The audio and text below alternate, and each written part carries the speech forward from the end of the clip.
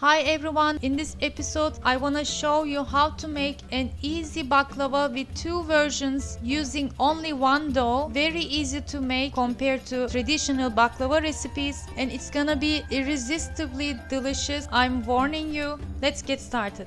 First I'm going to make the dough. It has simple ingredients. I'm using 1 egg, half cup of vegetable oil. I used olive oil for it, and 1 cup mixed of milk and water. I'm using all-purpose flour and 1 pack of 2 teaspoons baking powder and pinch of salt. First add close to 4 cups of flour, and then you can add more if needed until you have a smooth, unsticky consistency of a dough.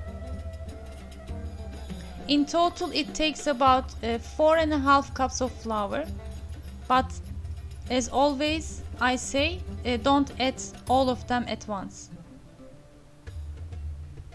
My dough is ready. I'm gonna turn it to a bowl, cover it and let it rest for at least half an hour. In the meantime, I'm going to sift the wheat and corn starch. You can use both of them. Normally we use wheat starch, but it's okay to use corn.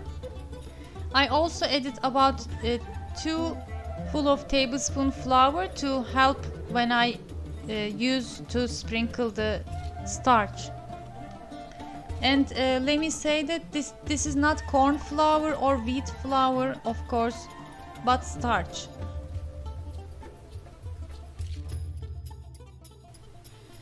My dough has rested now. I think you can understand how smooth it looks. It is very pliable. First I cut it in 3 pieces, and then each piece I'm going to cut in 16. To do that, I just roll out to a log and then cut it 4, and every piece to 4 again, to have 16 pieces from each piece of dough. And after that, I'm gonna just roll it to small balls. You can also get help from the countertop like this, or use your hands.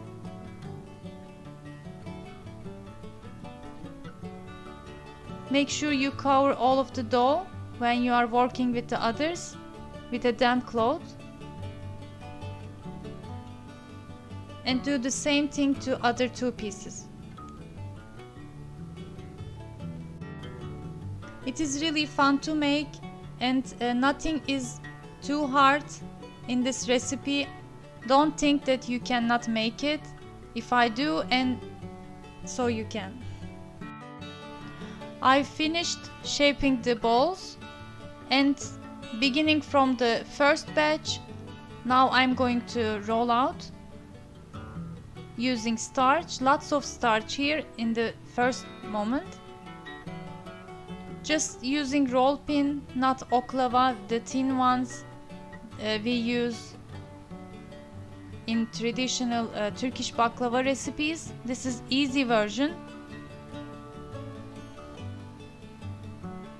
The thing you have to know is to use at the first time enough starch that you cover the piece of dough, each dough, because after that we will going to roll them all together, and the starch between them will separate each other and make us a nice thin filo sheets. And this is the last one from the first batch. I have 16 pieces now here, and I'm going to do the same thing to other 16.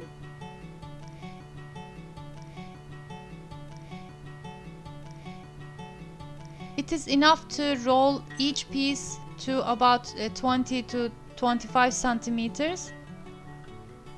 And now I'm done with all 3 batches, and I'm going to again begin with the first batch because it is rested. Here is the fun part begins. Normally I use a 40 centimeter in diameter pan like this, but in this recipe I'm going to change it and make 2 different kind of baklava from one dough. So each of my pan is, the first one is like 30 centimeter and the second one is 24. I used stainless steel because of the sizes, but I think it is better if you can find aluminum pan, or also you can use oven safe glass baking tray. Again, if you don't have round pans, you can also make it rectangular. If doing so, you have to roll your doughs to rectangular or square shapes, depends on your pan, rather than round. So I begin to roll the dough, and while I'm rolling, as you can see, I change some of the pieces,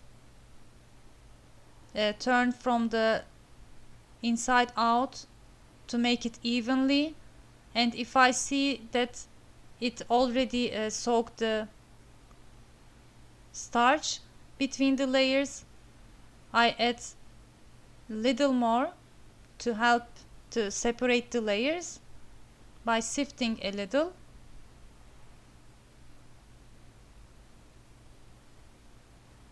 It's that easy actually, because we have many layers all together. You don't have to roll out each piece separately.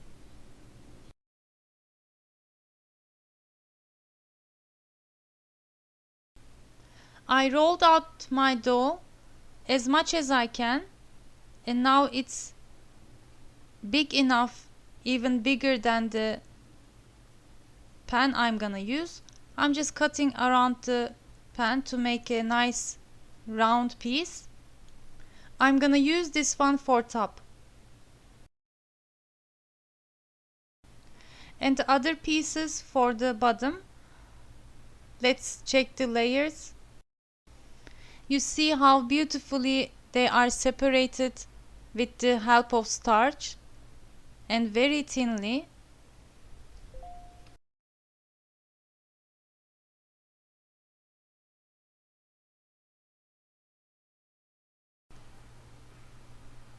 I'm going to place the bottom sheets as neatly as possible now. As you can see, I didn't waste anything and used the leftover strips. Let's say, if you can, it is better to separate them, so it gives a layer, the air inside the layers, and makes it more crispy. I just added one layer from the top to make it evenly, and I want to show you how thin it is. You can see the pattern. It is very beautiful.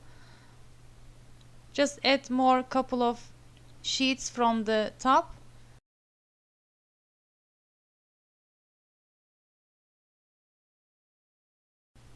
And now I'm going to roll out the second batch to use more layers for my baklavas.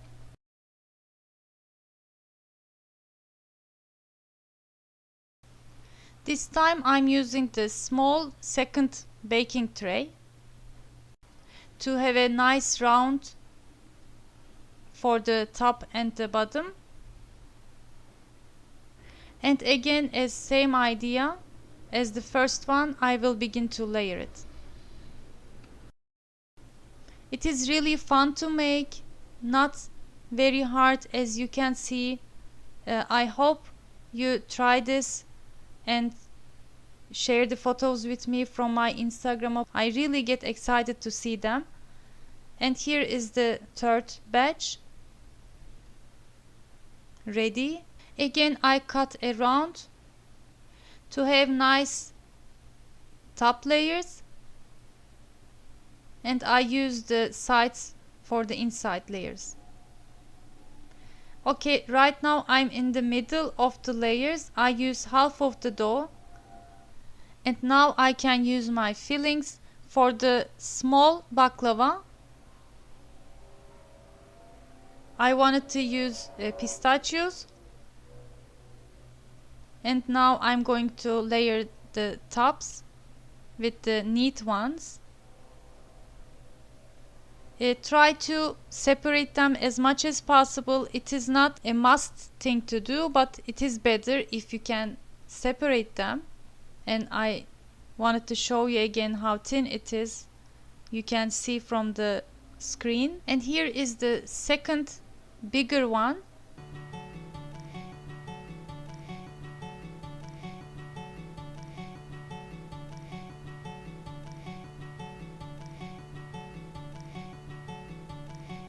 I used lots of walnut for this. If you want, you can make 2 layers of nuts. And again placing the top layers, and my baklavas are done to cut. Use a sharp knife, of course, as much as possible. For the walnut baklava, I wanted to make a star shape cut. I shared the detailed video about this. You can watch it from the links. It really looks beautifully in round baklava trays. And for the pistachio baklava, I wanted to cut it as a long triangle shape, which we call havuç baklava, and havuç means carrot.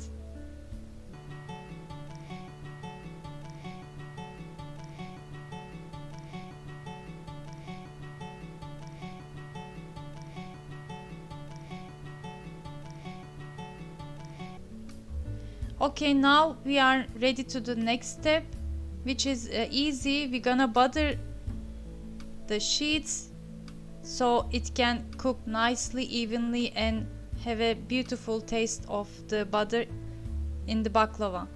Don't forget to get the foamy part after you melt your butter. It is important because the foamy parts burns in the oven and doesn't look nice. The butter we use might seem too much, but it is not really, believe me. It needs butter in order to cook in golden brown and make a crunchy baklava for us. For 2 baklavas, I melted about 175 grams of butter, and I will cook them in preheated 170 Celsius degree oven. It takes about 45 to 55 minutes or even 1 hour, depends on your oven. It is important to cook the middle layers as well as top and bottom. Make sure your oven is not too high. Meanwhile, I'm making the syrup. I used 4.5 cups of sugar and 3.5 cups of water. I boiled them together, and after it is boiled, I continue to boil for 15 minutes on low heat, but still bubbling. We need a thick syrup for the baklava in order to keep its crunchiness, so this is also important. As you can see, it is not very hard to make, but has some tricks and tips to make it beautifully and crunchy and tasty as possible. Since I'm baking 2 baklavas together, in the halfway I changed the shelves and continue to cook. First I got out the pistachio baklava because it was smaller, it cooked earlier, and after it is cooled for let's say 5-10 minutes, I poured the cooled syrup over it. Unfortunately, looks like even I couldn't get the foam parts from the butter as clear, so you can see the brown spots. And here is the walnut baklava. I poured the syrup the next day for this one.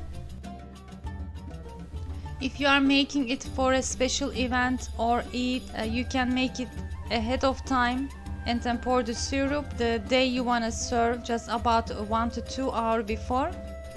But I want to taste it right now. Just a minute. It looks beautiful. I need to show you the layers. You see how separate they are, very thin. Thanks for watching. I hope to see you in another delicious Turkish